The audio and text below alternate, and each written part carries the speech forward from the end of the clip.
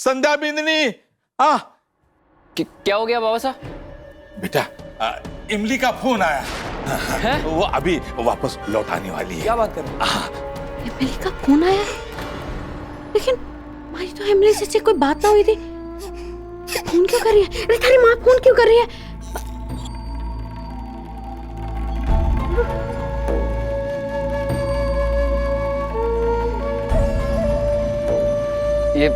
ये तो बहुत बढ़िया खबर सुनाई बाबा साहब ने।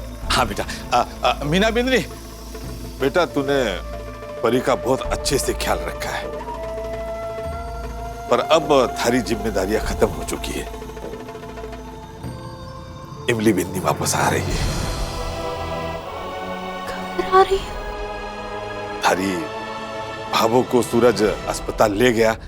अगर वो लोग होते ना तो ये खबर सुन के खुशी से फूले ना समाते। कोई बात नहीं बाबा साहब, भाभो और सूरज जी को मैं बता दूंगी। लेकिन आप ये तो बताइए कि एमिली ने आपसे क्या कहा?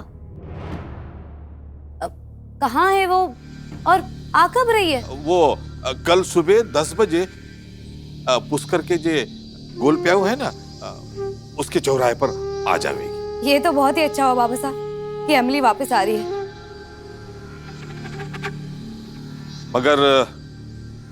मगर उसने एक शर्त रखी। शर्त? कैसी शर्त? इमली बिंदनी वापस आ रही है, यही बहुत है। परी की जी हालत हो रखी, अब सब घर वाले परेशान हैं। अब उसने अपने आने की एक शर्त अगर रखी है तो हमने भी बड़े खुले मन से वो शर्त मान लेनी चाहिए। क्यों बेटा? विक्रम, क्या कहना है थारा?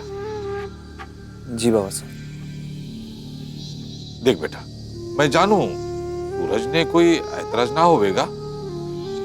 अब तू भी अपने घर के वास्ते जी कुर्बानी दे डाल।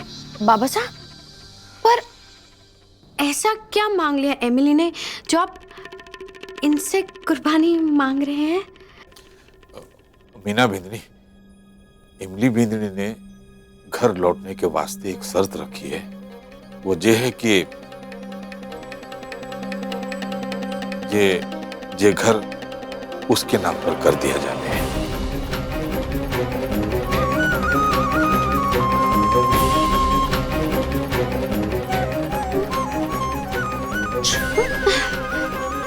ऐसे कैसे घर नाम कर दे उसके? सारा काम मैंने किया, सारी अकल मैंने दौड़ाई, और वो मुझे अब दूध की मक्खी की तरह बाहर निकाल रही है। ऐसा तो मैं बिल्कुल ना होने दूंगी, चाहे कुछ हो जाए। बिल्कुल मत नाम करना जी, बिल्कुल मैं कह रही हूँ बाबा साहब, बिल्कुल।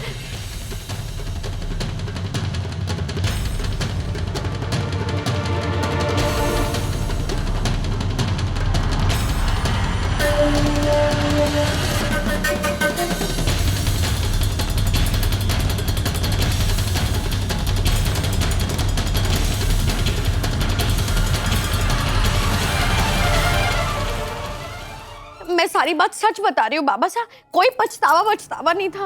वो तो ब्यूटी पार्लर का कोर्स करने के लिए हमारे पीछे पड़ी हुई थी। तो 7 दिन से वो वहीं दिल्ली में गई हुई है। आज फिर दिल तोड़ दिया तुम दोनों बहुओं ने। जरा से भी आत्मा ना का चुटती तुम लोगों की। अरे अपने माँ बाप जैसे सास ससुर के साथ जे खेल खेल रहे हो। झूठ पर झूठ, कांड पर कांड। ये इमली बिंदनी अपने 2 साल के टावर ने छोड़ के चली गई, और तू हमें इतना परेशान देखकर भी मजे लेती रही। हम सबकी हालत देखकर दया नहीं आई तुम दोनों को? हमारे को अब शर्म भी आ रही है और पछतावा भी बहुत हो रहा है। लेकिन ये मैंने किसी स्वार्थ में आके ना किया था, सिर्फ भावों की माफी चाहिए थी। मुझे लगा था कि 7 दिन में सब कुछ ठीक हो जाएगा, लेकिन ये तो हमारे माथे और उल्टा पड़ गया। और वो एमिली, वो इतनी लालची निकलेगी कि घर आने के चक्कर में इतना बड़ा मुंह खोल देगी। अरे शक्ल ऐसी है कि कोई पानी मांगे तो घी पिला दे। मन ऐसा लालची, कोई हमारे घर से निकाले, इतनी लालची है। ये तुम क्या कह रही हो मीनाक्षी? संध्या भाभी झूठ बोल रही है मीना भाभी। एमिली को मैं अच्छे से जानता हूँ, वो ऐसा कुछ नहीं कर सकती। देवर जी आप बड़े भोले हो और आप ना अपनी बीवी को बिल्कुल नहीं जानते हो, बिल्कुल नहीं। इस घर में ना अगर देवरानी जी को कोई जानता है तो मैं जानती हूँ। अरे वो खाने के दांत और है और मुस्कुराने के दांत कुछ और ही है। मैं साबित कर सकती हूँ कि मैं उनसे रोज बात करती थी। मेरे पास दिल्ली का नंबर है उनका। तुम्हारे पास एमिली का दिल्ली का नंबर है तो लगाओ, बात कराओ हमारी भी। अभी पता चल जाएगा कि कौन सच बोल रहा है और कौन झूठ बोल रहा है। अरे मैं तो अभी लगा दूं, लेकिन फोन उठाए तब ना। कल से मैं देख रही हूँ, फोन भी नहीं उठा रही है, लैपटॉप पे भी नहीं आ रही है। सब समझ आ रही हूँ, जो घर हड़पने की जो स्कीम लग रही है ना, वो सब समझती हूँ मैं। अच्छा वो नंबर दो मुझे। नंबर मैं अभी लाती हूँ, मैं अभी टेलीफोन लाती हूँ अपना, आपको बताती हूँ। अपने आप सब पोल पट्टी खोल रही है, बस देखते जाओ। ये लीजिए, ये रहा नंबर, ये आप लगाइए, उठा ले तो बात है।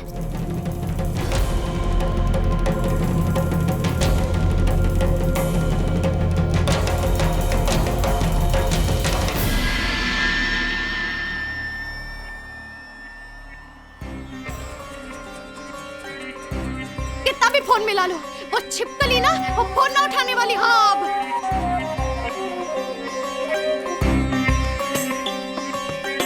फिर से लगाती हूँ अगर उसी का नंबर है तो।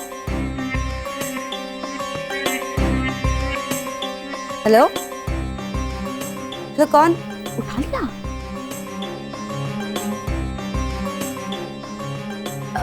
ये एमिली राठी का नंबर है? नहीं, कौन? मिसेस शुक्ला। सॉरी, गलती से गलत नंबर डायल हो गया।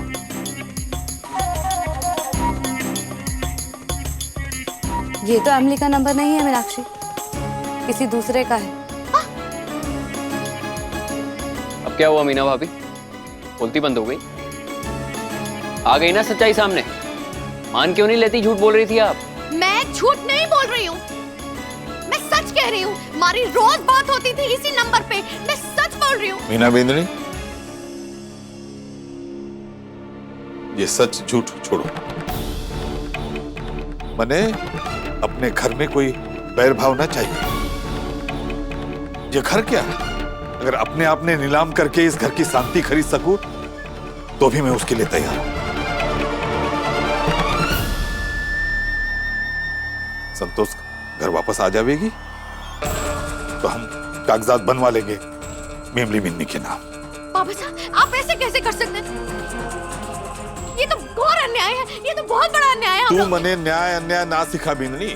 जो एक लुगाई माफी वास्ते अपने टाबर और पति को छोड़ के जा सके तो उसकी मांग पूरी ना होने पर पता नहीं वो क्या कर बैठे। कुछ ना करेगी बाबा साहब, कुछ नहीं, वो छिपकली कुछ नहीं कर। बिल्कुल सही कहा बाबा साहब ने। एमिली ने खुद को कुछ कर लिया तो मोहित भैया और परी का क्या होगा? नहीं नहीं बाबा साहब, हम ये रिस्क नहीं ले सकते।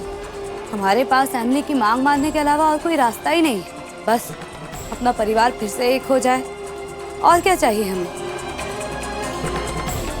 बाबू साहब, भाभी बिल्कुल ठीक कह रही है।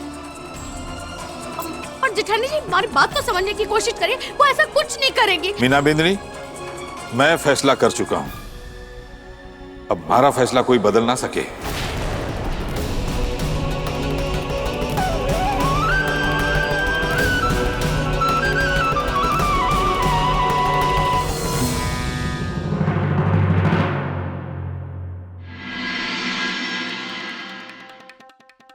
जेठानी जी, आप हमारी बात समझो। सचमुच में पता है, वो एमिली वो स्वार्थी हो गई है, वो स्वार्थ में बह रही है। और आप तो कभी गलत का साथ नहीं देती हो, है ना? तो आप तो उसका साथ नहीं दोगी, आप हमारा साथ दोगी, है ना? देखो ये सब गलत हो रहा है, सब गलत हो रहा है। स्वार्थ सिद्धि तो तुमने भी बहुत की मीनाक्षी। एमिली को घर से भगाने का आइडिया तो तुम्हारा ही था ना? एमिली के कंधे पर बंदूक रख के तुम्हें भी माफी मिल जाती। अब एमिली ने ऐसा किया तो क्या बुरा किया? तो बुरा क्या है? अरे लेकिन जेठानी जी हमारी बात सुनो। मैं ये सब जो कह रही हूँ ना वो मैं सच कह रही हूँ, पर विश्वास करो, सच्ची। मैं जानता हूँ मीत, लेकिन आज उस एमिली ने तेरे ही तरीके से तेरे ही गाल पे तुझे थप्पड़ मार दिया। अब देख, पूरा घर उस मोहित और एमिली का हो जाएगा। चल छोड़, तू जाके सामान बांध। मैं बाहर जाके कोई किराए का एक कमरे का मकान ढूंढता हूँ। जा मीना जा। ऐसे कैसे मैं किराए का मकान ढूंढने दूंगी? मारे गाल पे थप्पड़ मारेगी वो कल की आई। आने 2 से 10 बजे गोल प्याऊ के चौराहे पे आ रही है ना, वही देखूंगी ना। उसके कान पकड़े और मैंने उसकी चोटी खींच के सारे घर वालों के सामने उसकी सच्चाई ना उगलवाई तो मीना सानी तुम्हारा नाम नहीं। मोहित भैया वापस अभी तक तो सब कुछ वैसे ही चल रहा है जैसा हमने सोचा था।